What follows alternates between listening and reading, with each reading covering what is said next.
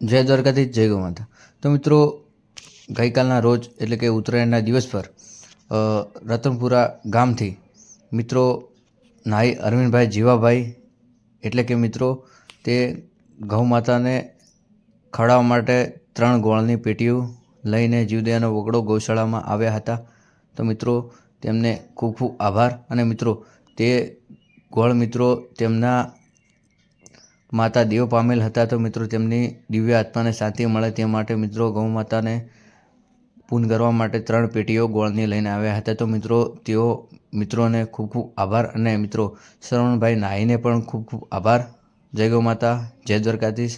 તો મિત્રો તમે જોઈ રહ્યા છો કે અહીંયા ઉત્તરાયણના વહેલી સવારે તમે જોઈ રહ્યા છો કે મિત્રો છત્રાલા ગામમાંથી ઘણા બધા મિત્રો સવારે વહેલા આવી રહ્યા છે ગૌ માતાઓને પૂન કરવા માટે। તો મિત્રો તમે જોઈ રહ્યા છો કે સોલંકી ગેનાજી